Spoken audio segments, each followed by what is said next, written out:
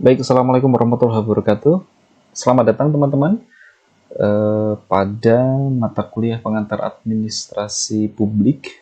Kesempatan kali ini saya akan menjelaskan mengenai birokrasi dan pelayanan publik.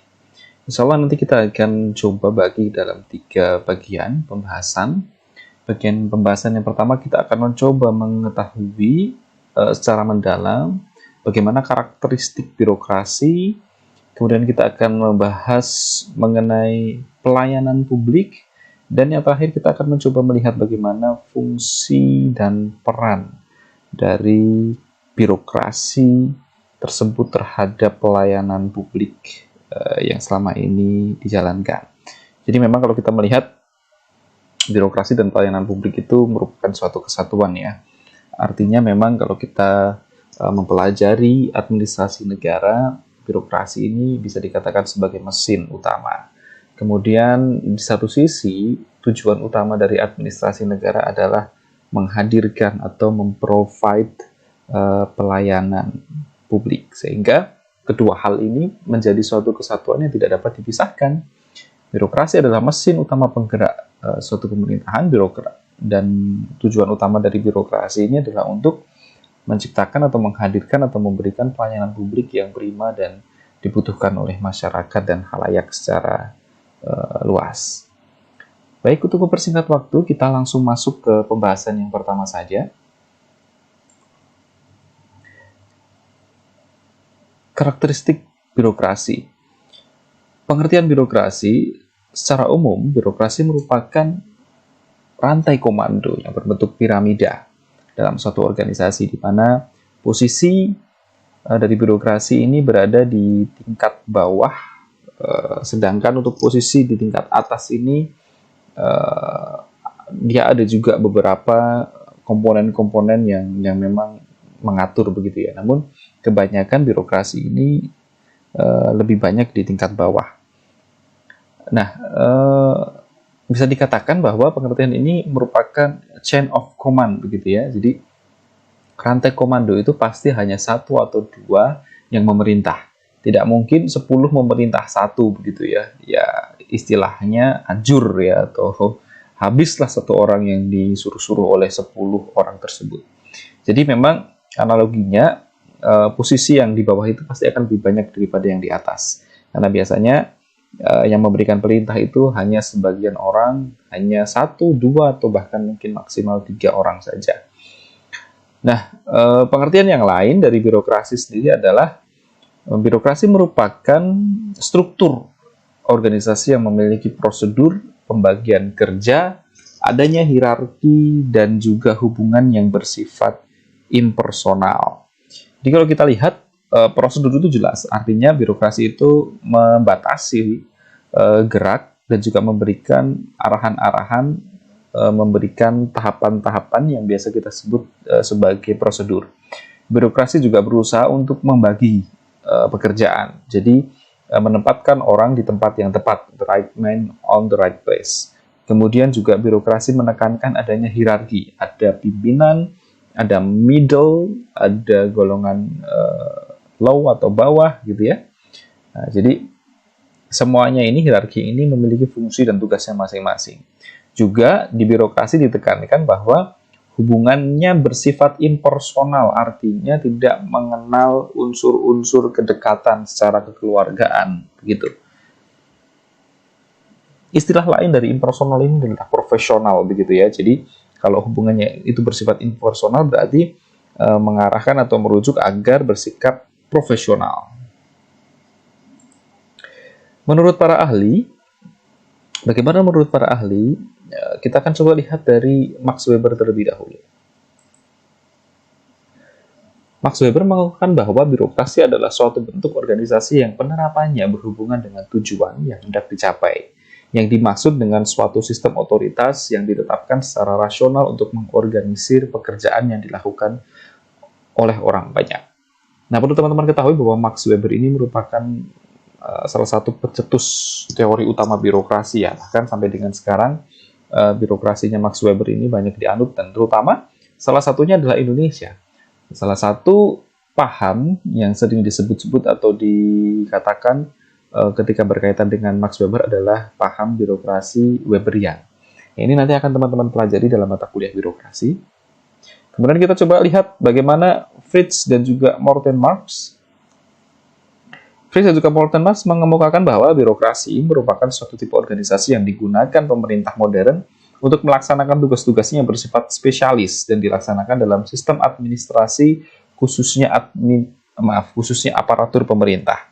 Jadi Fritz Morten Marx dia lebih menekankan kepada spesialisasi ya. Jadi orang yang memang benar-benar memiliki keahlian yang kemudian mengerjakan atau berkecimpung di dalam dunia birokrasi. Bagaimana dengan pengertian dari Peter Eblau dan juga Charles H. Page? Di sini Peter Eblau dan juga Charles H. Page dia mengemukakan bahwa birokrasi merupakan suatu tipe organisasi yang dimaksudkan untuk mencapai tugas-tugas administratif yang besar dengan mengkoordinir pekerjaan yang dilakukan banyak orang. Jadi teman-teman diambil dari ketiga pengertian ini, tiga-tiganya ini sebenarnya menunjukkan bahwa birokrasi itu merupakan suatu tipe ideal organisasi yang hendak dicapai. Begitu.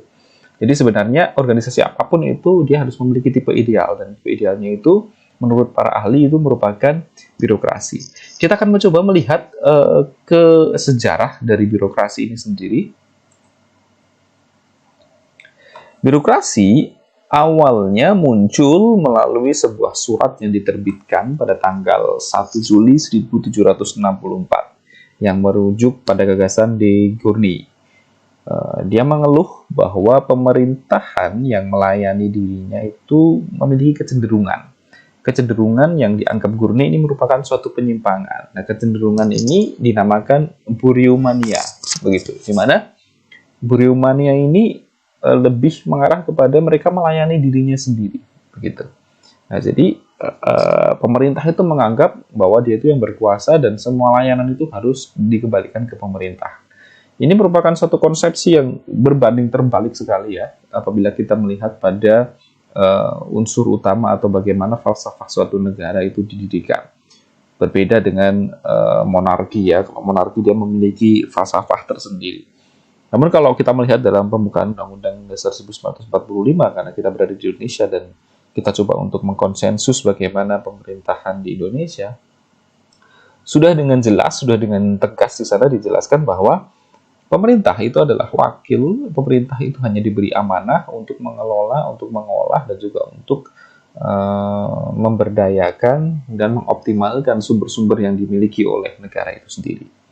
Nah, sehingga arahnya pemerintah itu bukan kemudian mereka men-steering ya. Nah, jadi kalau ada perubahan paradigma administrasi negara itu kan dulu administrasi negara itu lebih ke arah steering begitu ya. Nah, kemudian diarahkan ini bukan administrasi negara tapi lebih ke arah public administration, di mana perubahannya itu lebih ke arah serving atau melayani. Jadi pemerintah itu bukan mengarahkan atau bukan mengatur warga masyarakatnya, tapi melayani. Nah, bagaimana dengan undang-undang yang dikeluarkan yang mereka itu mengikat masyarakat? Nah, sebenarnya itu tidak lain tidak bukan adalah salah satu instrumen untuk bisa menciptakan suatu kondisi yang ideal, sehingga di mana ketika kondisi ini ideal, pemerintah akan dengan mudah untuk menciptakan suatu pelayanan yang prima terhadap masyarakat. Nah, kemudian sejak dikeluarkannya gagasan dari Gournay ini, kemudian birokrasi diadopsi secara luas dalam kamus politik di Eropa selama abad ke-18. Nah, kemudian direvasi dari istilah birokrasi juga berkembang secara luas. Antara lain muncul istilah birokrat, birokratis, birokratisme, birokratik, dan juga birokratisasi. Nah, inilah yang kemudian istilah birokratis itu akhirnya kan kemudian mengarah ke stigma negatif begitu ya. Kita lihat dari fungsi birokrasinya sendiri.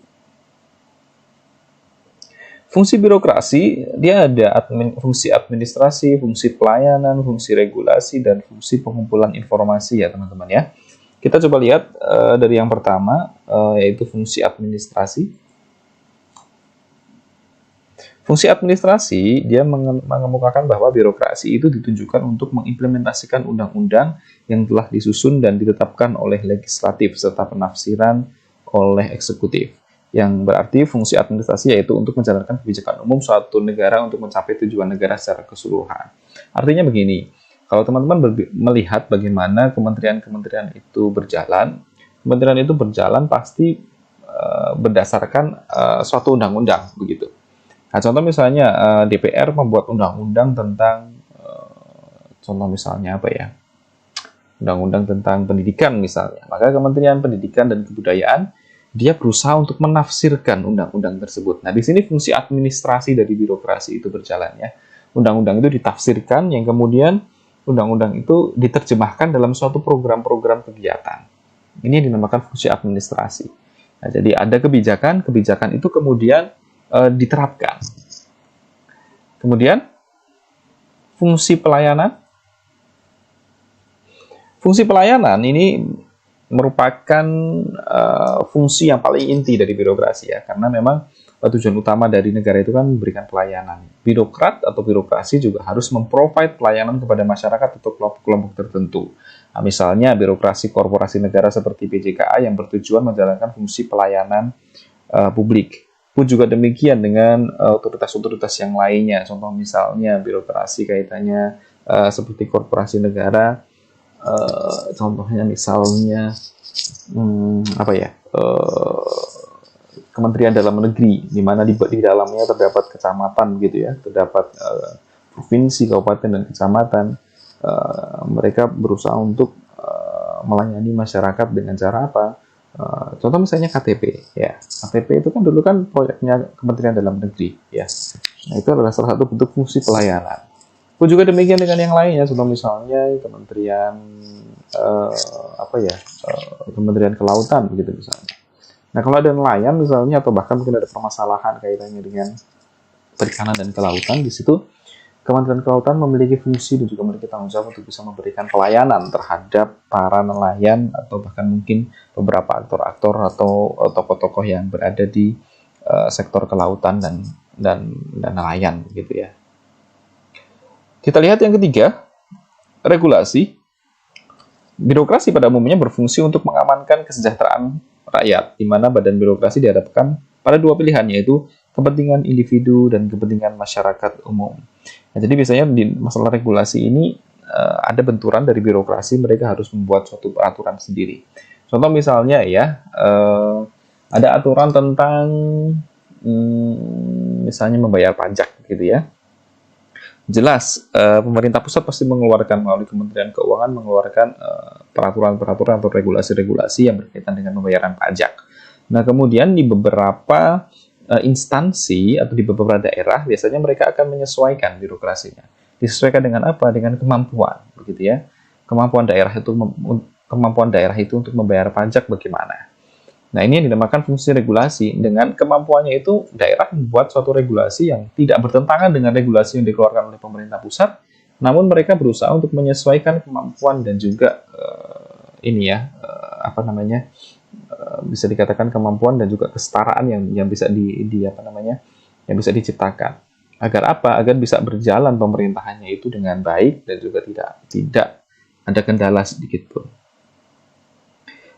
Fungsi yang terakhir adalah fungsi pengumpulan informasi. Jadi, dalam fungsi pengumpulan informasi ini, birokrasi sebagai pelaksana kebijakan negara memiliki informasi tentang efisiensi dan efektivitas pelaksanaan berbagai kebijakan pemerintah di masyarakat. Contoh misalnya, dinas atau bahkan mungkin kementerian-kementerian, mereka memiliki data-data atau informasi-informasi yang penting yang berkaitan dengan urusan mereka.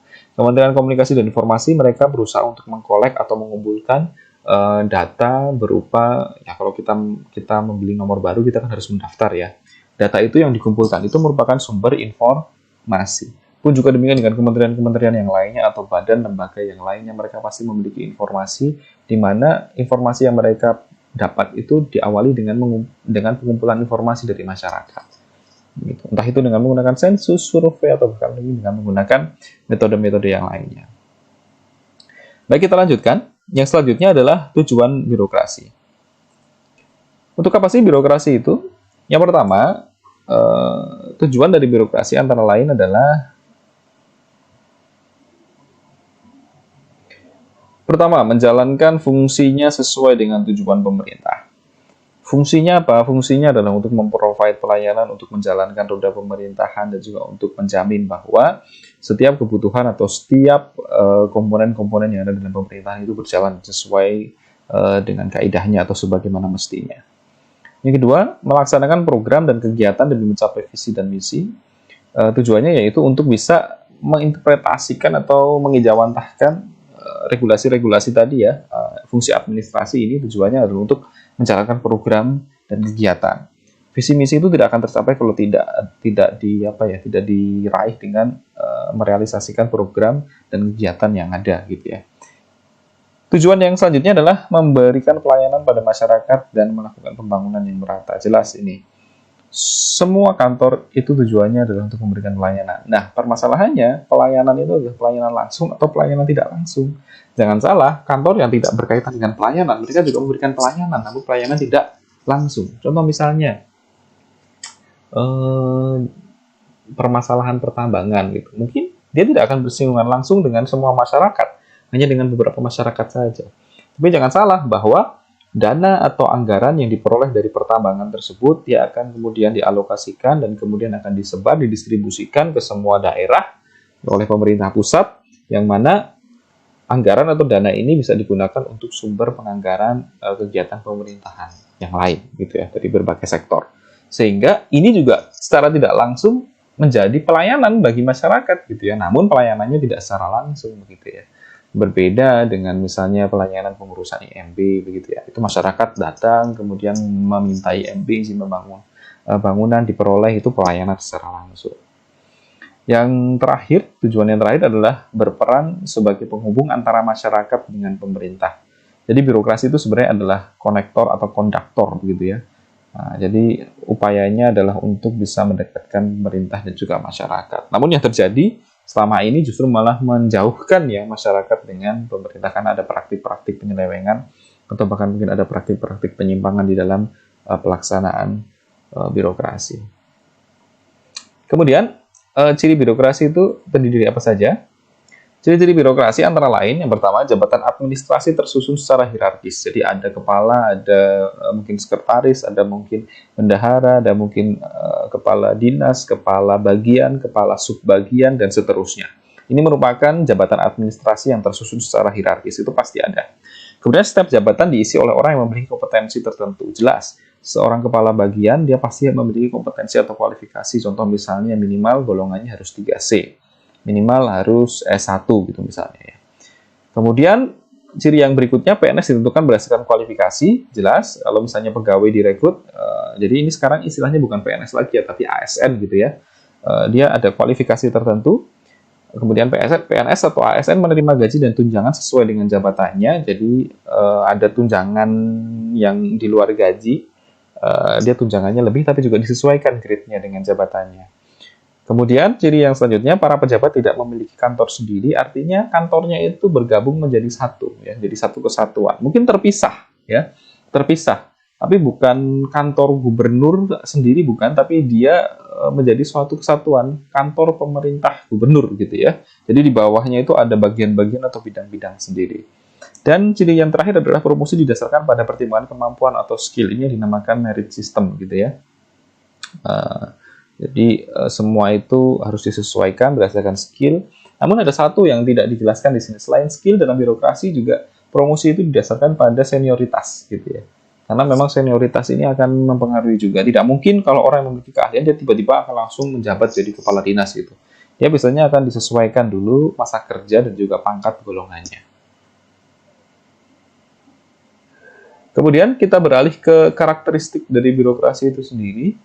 Terdapat beberapa karakteristik ya teman-teman ya, dan ini mungkin menjadi suatu hal yang mungkin sudah teman-teman ketahui dan teman-teman pahami, karena sebagian dari teman-teman mungkin sudah pernah bersinggungan dengan birokrasi. Karakteristik tersebut antara lain adalah yang pertama, kerja dengan peraturan ketat. Birokrasi itu sangat ketat sekali, dia straight ya, dia tidak bisa menjalankan sesuatu yang tidak berlandaskan atas suatu kaidah hukum ya. Jadi kalau tidak ada aturan hukumnya dia tidak mau gitu. Itulah yang kemudian mendasari birokrasi itu akhirnya terbentuk stereotip negatif, yaitu berbelit-belit begitu. Karena pada dasarnya sebenarnya bukan birokrasinya yang berbelit-belitnya. Ya sebenarnya yang berbelit-belit itu ada dua. Yang pertama adalah oknum yang menjalankan birokrasi atau perangkat ya, bisa jadi di sini adalah ASN, karena dia tidak paham dan juga tidak mengerti terkait dengan regulasi sehingga dia ragu-ragu, akhirnya daripada nanti disalahkan dia akhirnya menolak gitu ya. Atau yang kedua, permasalahannya karena masyarakat tidak paham kaitannya dengan prosedur dan juga beberapa hal yang dibutuhkan untuk bisa memperoleh pelayanan. Tidak jarang kita datang ke kantor pelayanan itu dengan tidak membawa apa-apa. Ini yang salah ya, sehingga kita bingung pula apa yang harus dilakukan. Nah, ini yang kemudian seringkali menjadi penghambat.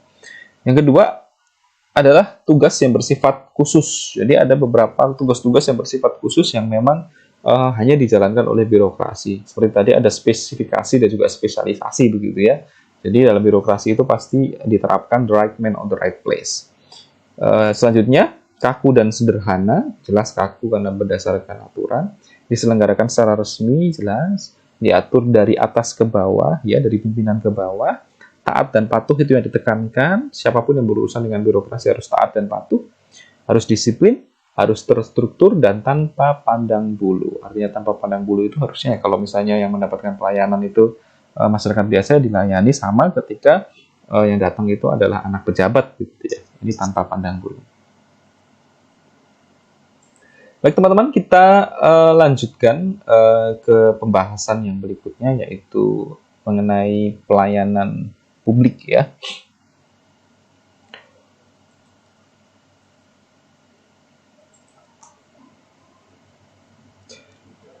Apa itu pelayanan publik? Pelayanan publik atau public service itu merupakan perihal kemudahan yang diberikan sehubungan dengan barang dan jasa kepada khalayak umum. Jadi intinya pelayanan ini merupakan penyediaan pelayanan tentang bagaimana memudahkan masyarakat untuk bisa menyelesaikan urusan-urusannya, baik itu secara administrasi maupun pelayanan dalam bentuk barang dan juga jasa. Jadi kalau kita berbicara tentang pelayanan ini memiliki standar pelayanan tersendiri. Nah, dalam kaitannya dengan pemerintahan kita di Indonesia itu ada standar pelayanan publik yang merujuk pada keputusan Menteri Pendayagunaan Aparatur Negara nomor 63 tahun 2003 tentang pedoman umum penyelenggaraan pelayanan publik. Nah, beberapa hal yang harus diperhatikan dalam standar pelayanan publik tersebut antara lain yang pertama adalah prosedur pelayanan. Kemudian ada juga waktu penyelesaian. Kemudian ada juga biaya pelayanan, ada produk pelayanan, dan juga sarana dan prasarana pelayanan. Kita akan coba bahas yang pertama, yaitu prosedur pelayanan. Prosedur pelayanan yang dimaksud dalam hal ini merupakan kesederhanaan atau kemudahan dalam memberikan pelayanan kepada masyarakat, serta kemudahan dalam memenuhi persyaratan pelayanan. Jadi yang dimaksud prosedur itu adalah tahap-tahapan. Tahapan yang diberikan itu harus mempermudah, harus memberikan kenyamanan, harus bisa memberikan kepuasan terhadap masyarakat. Jadi jangan sampai memberikan prosedur yang berbelit-belit. Gitu. Kemudian yang kedua, waktu penyelesaian pelayanan. Nah ini yang seringkali menjadi sorotan begitu ya, karena pelayanan itu tidak akan bisa dinilai baik ketika tidak disesuaikan atau disetarakan dengan waktu yang cukup singkat gitu ya. Efektif pelayanannya ketika bisa diterapkan dalam kurun waktu yang singkat. Begitu biasanya. Waktu yang ditetapkan dalam pelayanan ini dihitung sejak pengajuan permohonan sampai dengan penyelesaian pelayanan, termasuk pengaduan. Ya, dalam hal pengaduan ini juga harus berkaitan dengan kepastian waktu. Artinya, ketika ada yang mengadu pelayanan, juga harus dipastikan baik Bapak Ibu 3 hari lagi silahkan datang. Ya, atau bahkan mungkin kalau teman-teman pernah mengurus membayar pajak atau membayar pajak kendaraan ya. STNK begitu. Biasanya di sana di Samsat itu sudah dicantumkan di situ SOP-nya begitu ya. Jadi kalau ngurus atau bayar ini berapa lama, berapa jam, berapa hari begitu. Nah, ini kaitannya dengan waktu pelayanan. Kemudian yang selanjutnya adalah biaya pelayanan. Biaya atau tarif pelayanan ini termasuk rincian yang ditetapkan dalam proses pemberian pelayanan. Jadi biaya pelayanan harus memiliki keterkaitan dengan pengenaan biaya yang dikerjakan. Selain itu, biaya yang kemudian diberikan atau dibebankan kepada masyarakat juga harus wajar dan juga memiliki rincian yang jelas dan transparan tanpa melanggar suatu kaidah atau pedoman-pedoman tertentu. Namun, sebagian besar atau seyogyanya pelayanan di dalam sektor pemerintahan itu harusnya gratis, gitu ya. Kecuali beberapa hal, gitu. Misalnya ada yang memang menggunakan sumber daya umum atau sumber daya khusus, yang mana penggunaan sumber daya ini mengharuskan pengeluaran biaya ekstra yang tidak bisa tercover oleh anggaran negara. Nah, sehingga masyarakat dipungut biaya. Namun biasanya pungutan biaya ini juga disertai dengan subsidi. Jadi masyarakat tidak terlalu banyak membayarnya. Kemudian yang selanjutnya adalah produk pelayanan. Dalam hal produk, ini pelayanan juga harus jelas apa saja yang bisa diberikan, kemudian kenyataan dalam pemberian pelayanan ini juga harus sesuai dengan yang ditentukan, dan juga misalnya ada kesalahan-kesalahan teknis juga harus bisa segera diperbaiki dan juga segera dicari jalan keluarnya.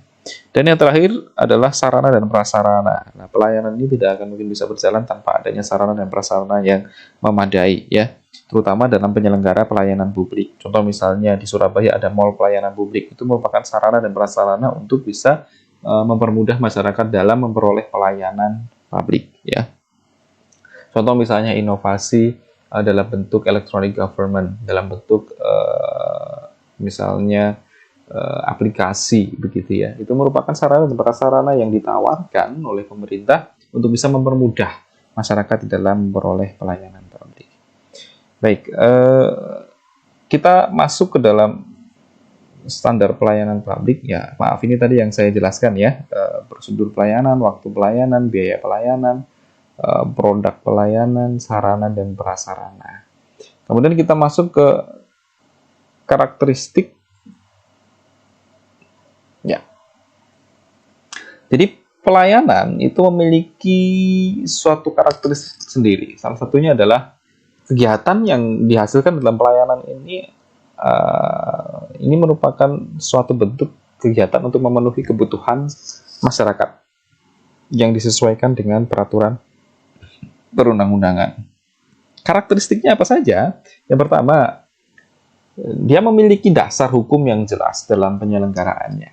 Artinya pelayanan tidak mungkin tidak berdasarkan atas suatu landasan hukum yang jelas. Harus ada undang-undang yang mengatur di dalamnya. Yang kedua, memiliki kelompok kepentingan yang luas termasuk kelompok sasaran yang ingin dicapai. Yang ketiga, memiliki tujuan sosial. Tujuan sosial itu artinya pelayanan itu harus bisa mencakup semua lapisan masyarakat, begitu ya. Jangan hanya tertuju pada masyarakat yang mampu saja. Yang keempat, tuntut untuk akuntabel kepada publik. Akuntabel itu artinya bisa dipertanggungjawabkan dan juga memiliki kapasitas dalam pemberian pelayanannya. Jangan sampai orang-orang yang kemudian memberikan pelayanan itu adalah orang-orang yang amatiran, sehingga membuat masyarakat justru malah semakin susah, gitu ya, bukan terbantukan. Kemudian yang kelima, memiliki konfigurasi indikator kinerja yang perlu kelugasan. Ada indikator kinerja yang ditetapkan. Contoh misalnya, tadi misalnya ada SOP, ini harus selesai berapa lama, kemudian prosedurnya harus lewat apa saja, begitu. Dan yang keenam, seringkali menjadi sasaran isu politik. Jadi memang pelayanan ini menjadi bahan, ya, gorengan kalau istilahnya sekarang, ya, gorengan untuk isu-isu politik. Contoh misalnya ada pemerintah memberikan pelayanan subsidi bahan bakar. Biasanya ini digoreng di dalam politik. Atau bahkan mungkin isu-isu yang lainnya yang kaitannya dengan pelayanan masyarakat. Kemudian yang selanjutnya adalah jenis pelayanan. Dari jenis pelayanan ada beberapa hal. Yang pertama adalah pelayanan barang. Pelayanan barang ini merupakan pelayanan pengadaan dan juga penyaluran barang yang bisa dikatakan mendominasi seluruh pelayanan yang disediakan pemerintah kepada masyarakat. Pelayanan publik kategori ini atau pelayanan publik kategori barang ini bisa dilakukan oleh semua instansi pemerintah yang sebagian atau seluruh dananya merupakan kekayaan negara yang tidak bisa dipisahkan atau bisa diselenggarakan oleh badan usaha atau BUMN, BUMD. Jadi pelayanan barang ini lebih kepada penyediaan atau belanja atau pengadaan barang dan jasa, biasanya seperti itu, teman-teman, ya. Yang kedua adalah pelayanan administratif. Pelayanan untuk kategori ini meliputi tindakan administratif, ya. Jadi biasanya kaitannya dengan perundang-undangan. Jadi implementasi dari undang-undang, ya. Contoh misalnya kaitannya dengan pelayanan administratif ini menghasilkan beberapa produk seperti dokumen resmi, status kewarganegaraan, sertifikasi kompetensi atau kepemilikan atau penguasaan terhadap suatu barang dan yang lainnya. Ini kaitannya dengan pelayanan administrasi. Kemudian ada pelayanan pembangunan. Pelayanan pembangunan ini merupakan pelayanan masyarakat yang terkait dengan penyediaan sarana dan prasarana untuk memberikan fasilitas kepada masyarakat. Nah, biasanya masyarakat itu punya aktivitas ya sebagai warga negara. Nah, oleh karena itu, pelayanan pembangunan ini tujuannya adalah untuk bisa memfasilitasi aktivitas tersebut. Contoh misalnya penggunaan jalan, penggunaan misalnya ya jembatan, pelabuhan dan yang lain sebagainya. Kemudian yang keempat adalah pelayanan utilitas. Pelayanan utilitas ini contoh nyatanya, contoh misalnya listrik, ya, air, telepon, transportasi ini masuk ke dalam pelayanan utilitas. Kemudian yang kelima, pelayanan kebutuhan pokok. Nah, ini biasanya pemerintah mendelegasikan ke suatu dinas atau suatu badan. Contoh misalnya kebutuhan pokok beras gitu ya, pemerintah punya Bulog gitu.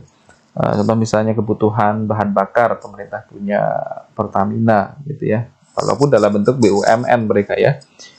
Dalam hal perumahan, pemerintah juga punya yang namanya Perumnas gitu ya. Dan juga yang lain sebagainya, minyak, gula, gas, tekstil dan yang lain sebagainya. Kemudian selanjutnya yang keenam adalah pelayanan kemasyarakatan.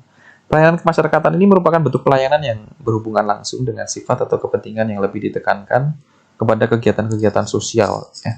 Contoh misalnya seperti kesehatan, pendidikan, ketenagakerjaan, penjara, rumah yatim piatu, dan lain sebagainya. Baik, kita lanjut ke tujuan pelayanan. Tujuan pelayanan tidak lain tidak bukan adalah untuk menentukan pelayanan apa dan macamnya gitu ya. Jadi selain itu juga memperlakukan pengguna layanan itu sebagai customers. Kalau teman-teman belajar perkembangan paradigma itu akan ada NPM ke NPS gitu ya, New Public Service. Jadi dulu New Public Service itu di NPM-nya ya, New Public Management itu mengarahkan bahwa pemerintah itu harus menjalankan kegiatannya seperti swasta. Masyarakat itu harus dianggap sebagai customers. Namun ternyata ada perbedaan. Perbedaannya bagaimana? Customers itu kan akan dilayani ketika dia membayar. Namun masyarakat tidak bisa seperti itu. Masyarakat itu tidak bisa kemudian kita beda-bedakan siapa yang membayar kemudian dilayani. Karena terdapat beberapa masyarakat yang tidak bisa membayar. Gitu. Nah, sebenarnya tujuan dari pelayanan ini tidak lain tidak bukan adalah untuk mempersiapkan agar semua yang dikehendaki publik itu bisa tercapai. Dan juga bagaimana caranya, gitu. Bagaimana merealisasikannya, bagaimana perencanaannya, bagaimana masyarakat bisa dengan mudah mengakses, begitu. Kemudian yang ketiga, berusaha memuaskan pengguna layanan sesuai dengan yang diinginkan. Ini yang tadi saya sebutkan ya. Dan mencari cara penyampaian pelayanan dan menyediakan cara-cara bila pengguna pelayanan tidak ada pilihan. Kita lanjut ke bagian yang terakhir teman-teman ya, fungsi dan peran dari birokrasi bagi pelayanan. Jadi yang pertama, secara struktural itu memang dilambangkan dengan birokrasi yang efektif dan efisien, itu bisa menciptakan pelayanan yang prima.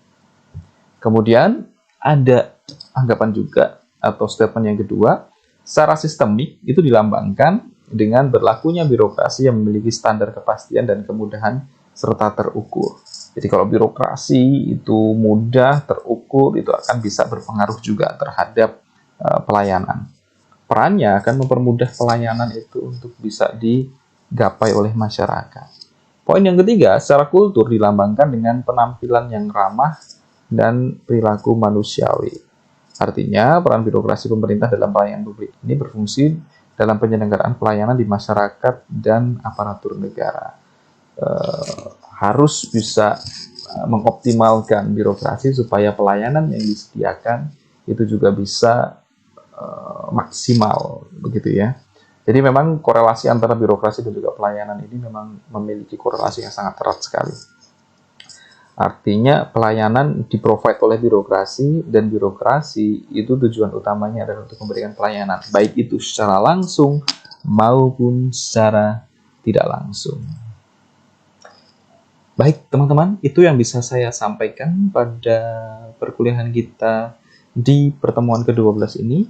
Semoga apa yang yang telah saya sampaikan ya bisa dicerna dengan baik oleh teman-teman, dan bisa ditangkap ya, dan menambah wawasan dan hasanah keilmuan baru bagi teman-teman, dan tentunya memberikan manfaat bagi teman-teman ke depannya.